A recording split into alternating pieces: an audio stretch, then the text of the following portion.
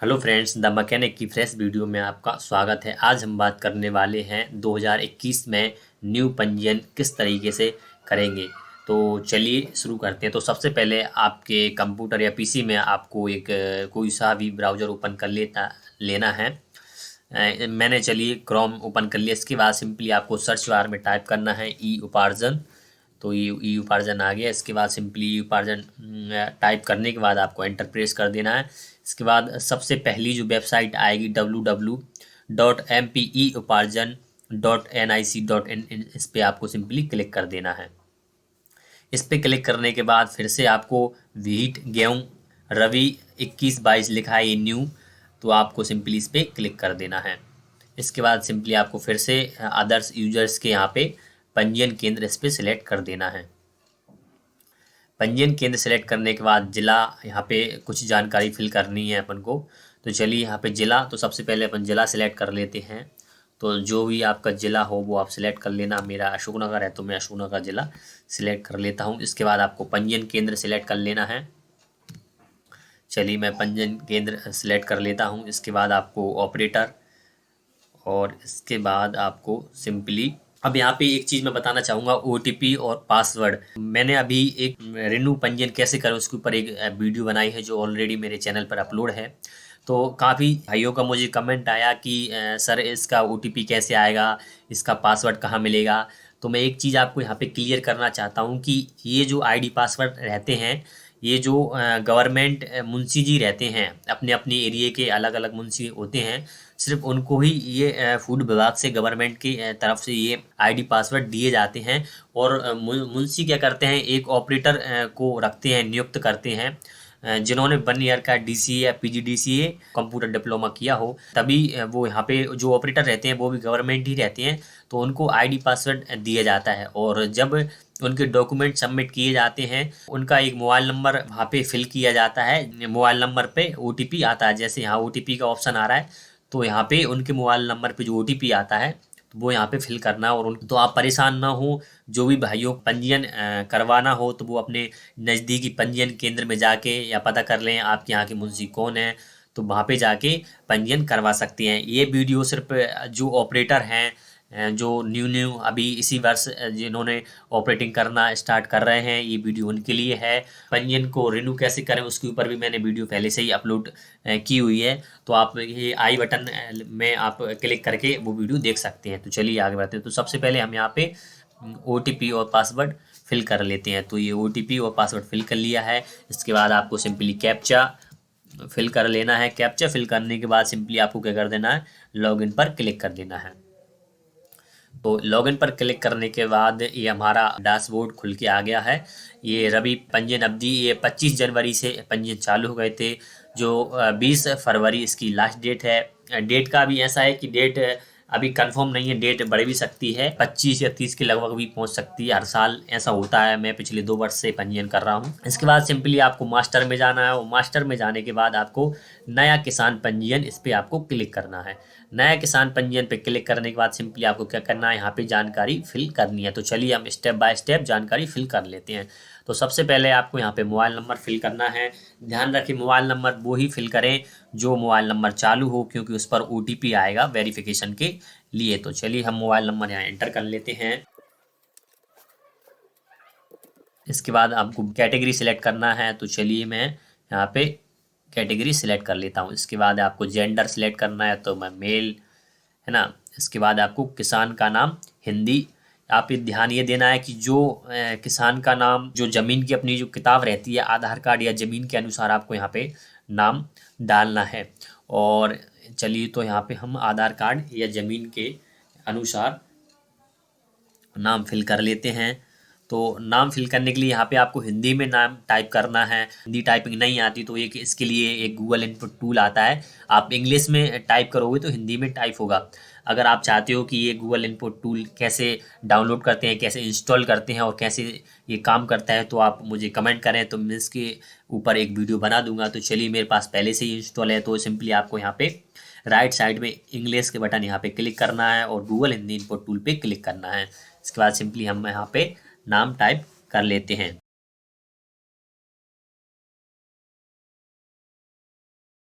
इसके बाद आपको पिताजी का नाम टाइप करना है, जो उनके पिताजी का नाम है। इसके बाद आपको यहाँ पे किसान का नाम बैंक पासबुक अनुसार, अब यहाँ पे ध्यान ये देना है कि जो बैंक की पासबुक है उसके अकॉर्डिंग ही आपको यहाँ पे नाम एज इट इज़ फिल करना है। आपको आधार कार्ड के अनुसार यहाँ पे फिल नहीं करना है। तो चलिए जो जो नाम बैंक में है मैं वो फिल कर लेता हूँ। इसके लिए आपको फिर से इंग्लिश का कीबोर्ड पर सिलेक्ट करना है। इसके बाद पिताजी का नाम,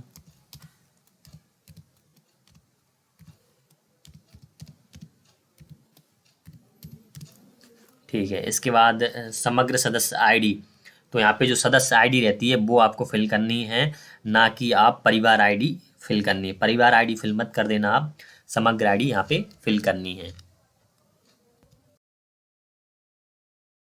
चलिए इसके बाद आपको यहाँ पे आधार कार्ड नंबर फिल करना है। अब एक चीज़ आपको ध्यान ये देनी है कि कोई भी जानकारी आपको गलत नहीं भरनी है, क्योंकि गलत भरते हो तो फिर बहुत दिक्कत होती है। अभी इस पोर्टल में क्या है, धीरे धीरे अभी इस पे काम चलता रहता है। इसमें अभी ऑप्शन यहाँ पे आ जाएंगे कि बैंक खाता नंबर भी आप सुधार सकते हैं, लेकिन आप गलत मत भरना, क्योंकि गलत से क्या रहता है, कभी कभी किसान भी इस चीज़ को चेक नहीं कर पाता कि मेरा खाता नंबर गलत है, आपसे ही बाय मिस्टेक हो जाती है। फिर बाद में जब परेशानी आती है जब खरीदी के टाइम पे, तो ये चीज़ आप यहाँ पे बहुत बारीकी से काम करना।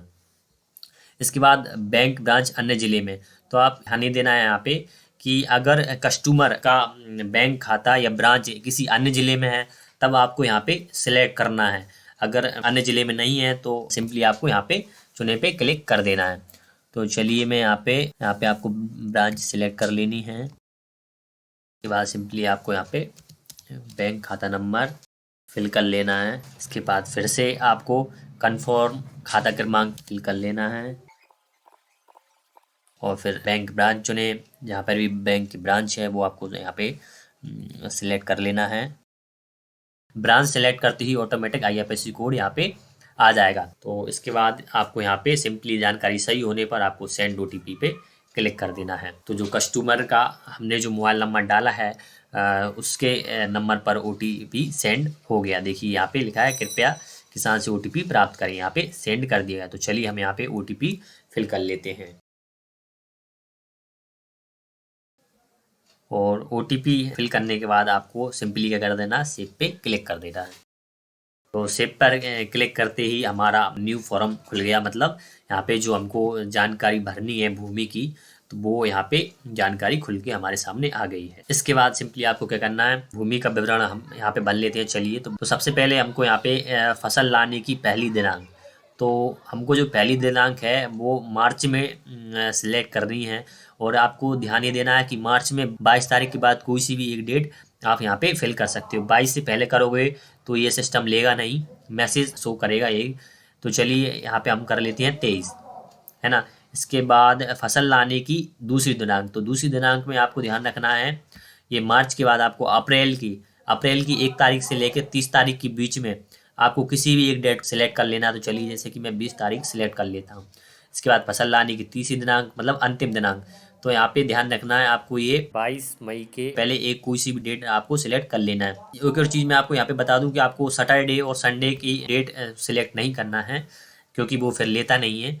तो इसके बाद डेट हो गई हैं, तीनों डेटें हमने सिलेक्ट कर ली हैं।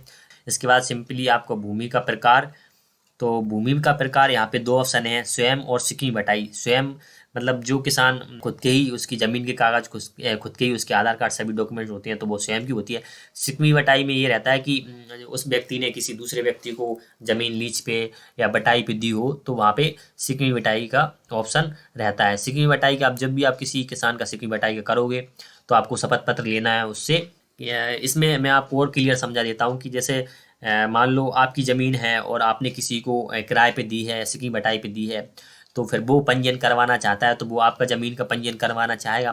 तो इसमें शपथ पत्र बनेगा आप दोनों के बीच में, एक सहमति पत्र रहता है वो, कि आप उसमें टाइप ये लिखा होगा कि आपने इस व्यक्ति को ज़मीन 1 साल या 2 वर्ष के लिए आपने किराए पे या बटाई पे दी है और इस वर्ष ये पंजीयन ये किसान करवा सकता है मेरे ये खसरा नंबर का।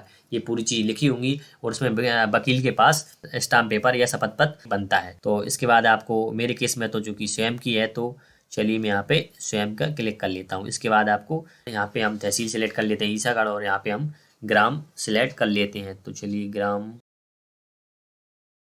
पटवारी हल्का नंबर ऑटोमेटिकली आ गया है। इसके बाद आपको भंडार स्थल फसल कटाई उपरांत कहाँ रखी जाएगी, तो यहाँ पे आपको निवासी स्थल ही सिलेक्ट करना है, क्योंकि किसान फसल काटने के बाद घर ही ले जाता है, या अधिकतर कंडीशन में कभी कभी डायरेक्ट भी ले आता, तो लेकिन आपको यहाँ पे सिलेक्ट निवास स्थल ही करना है। इसके बाद आपको यहाँ पे खसरा नंबर टाइप करना है, जो भी किसान की जो भूमि की जो किताब है जो उसमें लिखा हो वो यहाँ पे सिंपली आपको टाइप कर देना और यहाँ पे ढूंढे पे आपको क्लिक कर देना है।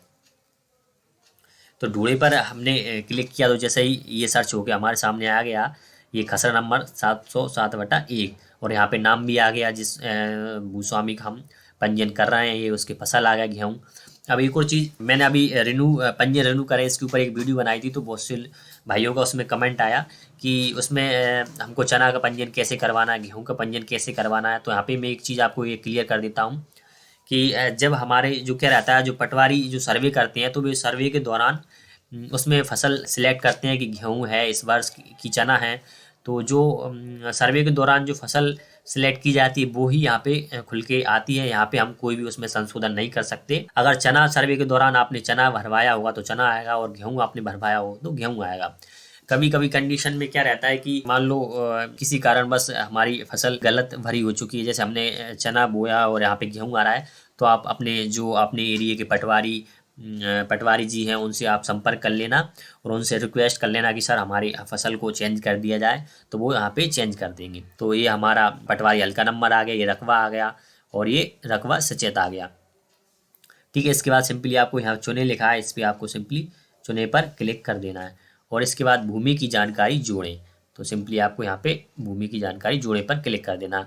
अब हमने अभी एक खसरा नंबर यहाँ पे सिलेक्ट कर दिया। अगर आपकी और भी खसरे नंबर हैं तो आपको अभी सिंपली एक ऐड हो गया। इसी तरीके से आपको यहाँ पे इसको बैक करने के बाद दूसरा खसरा नंबर टाइप करने के बाद ढूंढे, और फिर से ढूंढे करने के बाद यहाँ पे चुने पे क्लिक करना है और भूमि की जानकारी जोड़े पे इस पर क्लिक करना है। तो वो ऐसे ही सारे खसरे नंबर ऐड होते जाएंगे। अगर किसी दूसरे गाँव में है तो चलिए, मेरे केस में एक दूसरे गाँव में भी इनकी ज़मीन है, तो चलिए मैं बाकी दूसरे गांव में ज़मीन है तो सिर्फ आपको ग्राम चेंज करना है और कोई भी जानकारी आपको चेंज नहीं करनी है। तो दूसरा गांव को हम यहाँ पे सिलेक्ट कर लेते हैं।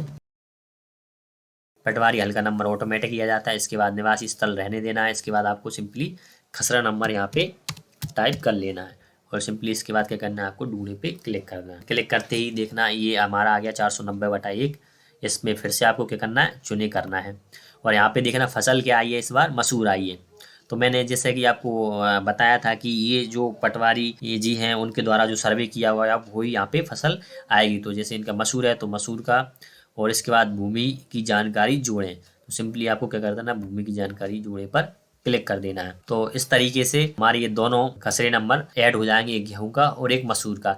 अगर कोई किसान ये चाहता है कि मैंने तो मसूर इस बार बो ही नहीं है और फिर ये मसूर कैसे आ गई, तो कभी मिस्टेक से हो जाता है। तो इसके लिए क्या करना, अगर ये मिस्टेक आ रही है तो आप उनका क्या करना, जैसे मेरे केस में इन्होंने क्या इनको गेहूं का ही पंजीयन करवाना है, ये मसूर का नहीं करवाना चाहते, तो मैंने सिर्फ सिंपली आपको ऐड करके बताया है। तो मैं इसको सिंपली क्या कर देता हूँ, यहाँ से डिलीट कर देता हूँ और यहाँ पे ओके पर क्लिक कर देना है। अब मैं इनसे कह दूंगा कि आपको ये ठीक करवा लो, और ठीक करवाने के बाद में भी ये हम फिर से इनका ऐड कर सकते हैं। तो वो ऐड कैसे करेंगे, तो मैं इसके बाद फॉर्म फुल भरा हो जाने के बाद मैं आपको बताऊँ कैसे ऐड करते हैं। इसके बाद सिंपली ये हमारा एक खसरा नंबर हमने इसमें ऐड किया है। इसके बाद ऑपरेटर द्वारा सत्यापन, तो आपको यहाँ पे सिंपली चेक कर देना है। इसके बाद आपको सेव पर क्लिक कर देना है। तो भूमि की जानकारी प्रविष्ट हो गई है, तो सिंपली आपको ओके कर देना है। ओके करने के बाद तो ये किसान कोड आ चुका है, इसको आपको नोट डाउन कर लेना है और इसके बाद सिंपली आपको कर देना है प्रिंट पर क्लिक कर देना है।